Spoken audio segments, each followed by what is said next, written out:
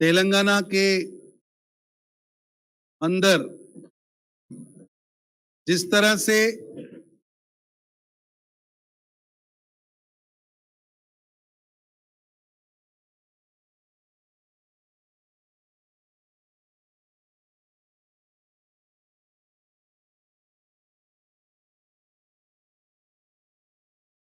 Hello, Telangana में जिस तरह से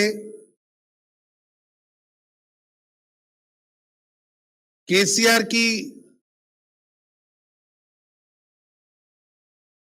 सरकार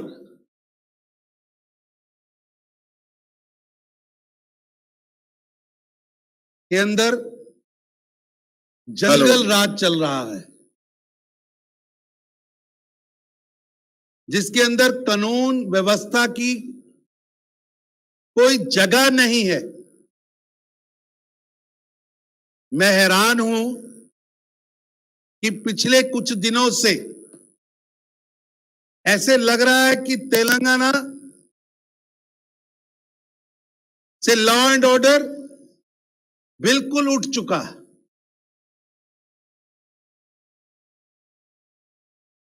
तेलंगाना के अंदर यहां की बेटियां सुरक्षित नहीं है।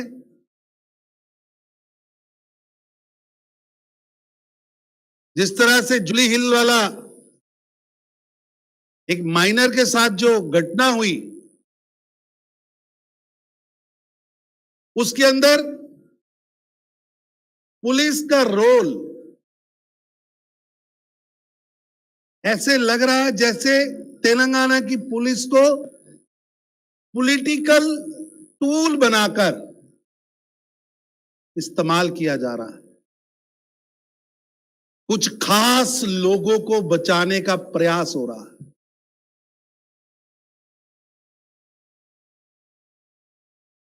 एफआईआर रजिस्टर्ड नहीं होता तो होने में 3-3 4-4 दिन लगते हैं। बच्ची को मैजिस्ट्रेट के सामने ले जाना होता है, उसमें हफ्ता लगता है। कई घटनाएं सामने आ रही हैं, चाहे वो 22 अप्रैल वाली घटना हो, 28 मई वाली घटना हो, 30 मई वाली हो। इस तरह से लग रहा है 31 मई की घटना हो, 11 साल की बच्ची, 16 साल की बच्ची, 15 साल की बच्ची, 17 साल की बच्ची, 16 साल की बच्ची। बहुत दुखद है, कष्टदायक है।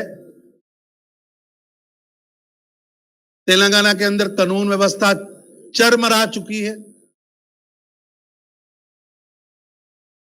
इतनी बड़ी घटनाएं होने के बाद आज तेलंगाना के मां बाप अपने आप को डरा हुआ महसूस कर रहे हैं।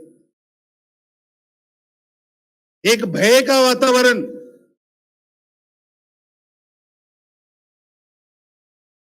एक भय का वातावरण पूरे तेलंगाना के समाज के अंदर खड़ा हुआ है।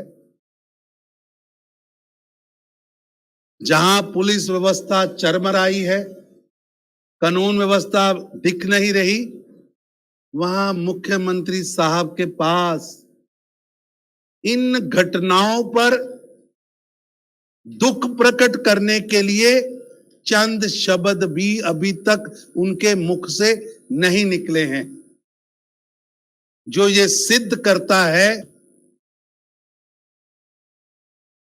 टीआरएस की केसीआर नेतृत्व की सरकार असंवेदनशील है।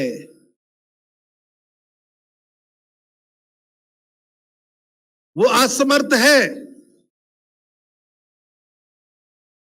लॉ एंड ऑर्डर से समेटा नहीं जा रहा। सरकार जादू टूने में फंसी है, वंशवाद में फंसी है।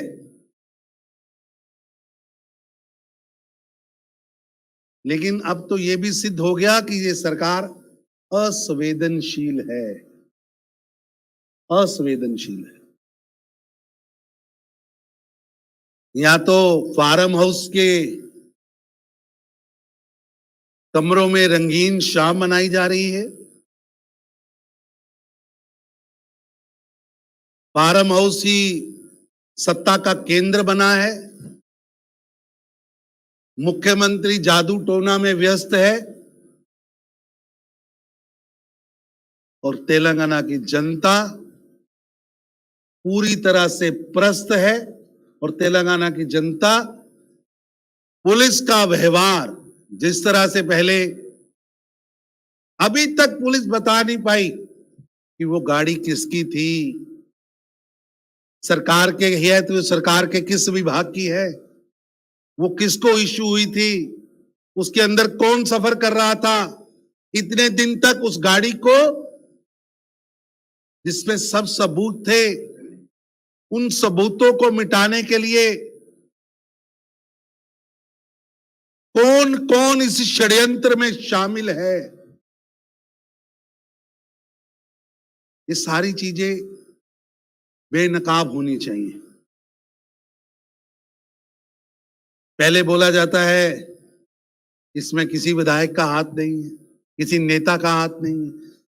जब भारतीय जनता पार्टी आंदोलन करती है, जनता आंदोलन करती है, तो एफआईआर होती है, फिर नाम रजिस्टर्ड होता है, फिर गिरफ्तारी होती है।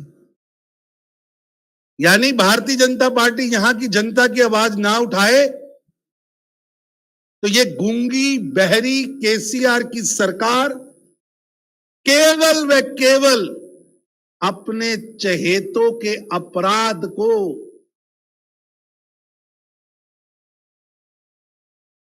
अपने चहेतों के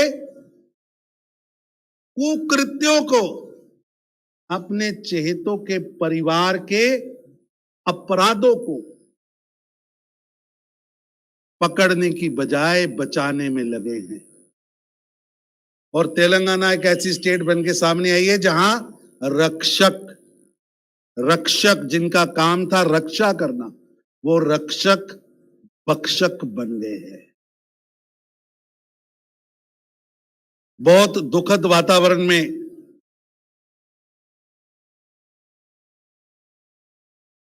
आज तेलंगाना की जनता भय के अंदर जी रही है। वैसे तो केसीआर साहब के पास बहुत समय है, क्योंकि ऑफिस वो जाते नहीं, समय केवल चिट चैट करने का है, प्रशासनिक दखल देने का उनके पास कोई समय नहीं। उनके होम मिनिस्टर कहां हैं कि नहीं है? इतनी घटनाएं 22 अप्रैल से लेकर 31 मई तक और लगातार घटनाएं हो रही हैं। मुख्यमंत्री फार्म हाउस में, मुख्यमंत्री का बेटा ट्विटर पे और होम मिनिस्टर लीव पे, छुट्टी पे। कोई पूछे इनसे, क्योंकि ये लोकतंत्र है, लोकतंत्र में मीडिया एक चौथा स्तंभ है। आज मीडिया के माध्यम से मैं पूछना चाहता हूं कि मुख्यमंत्री जी, मंत्री महोदय अपने ऑफिस कब गए थे? और केसीआर की सरकार हर फ्रंट पर फेल है, चाहे वो लॉ एंड ऑर्डर हो, चाहे एडमिनिस्ट्रेशन हो, चाहे अपने किए हुए वादों को पूरा करने की बात हो, यहां की बेटियों बहनों को सुरक्षा देने की बात हो। लेकिन 109 करोड़ रुपया खर्च कर केसीआर पर्सनैलिटी बिल्डिंग के लिए काम हो रहा है, झूठा प्रचार किया जा रहा है। ये पैसा तेलंगाना की जनता को पुल बनाने के काम आ सकता है, हॉस्पिटल बनाने के काम आ सकता है, रोड्स बनाने के काम आ सकता है, दलित बंधु स्कीम में काम आ सकता है।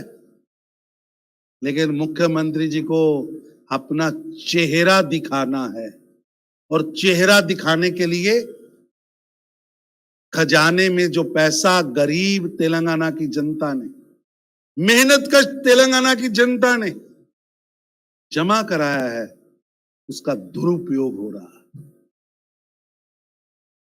बीजेपी मांग करती है कि इसका न्याय मिलना चाहिए बच्ची को।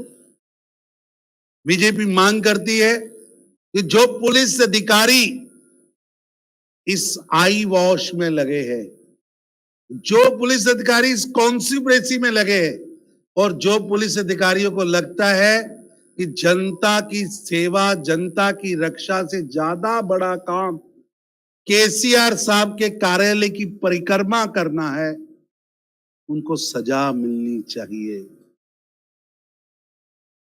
जिस तरह बच्ची के मां बाप चाहते हैं कि न्याय मिले और दिल्ली की एजेंसी एनआईए व सीबीआई उसकी जांच करे, मैं मुख्यमंत्री साहब को निवेदन करूंगा, आपके पास समय नहीं है, आपके होम मिनिस्टर के पास समय नहीं है, आपकी पुलिस षड्यंत्र में शामिल है, आपकी पुलिस अपराधियों के साथ मिली हुई है।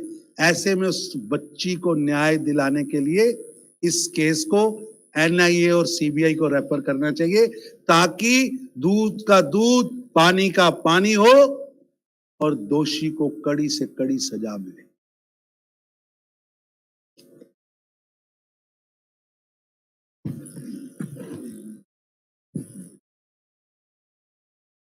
పాత్రికేయ మిత్రులకు నమస్కారం.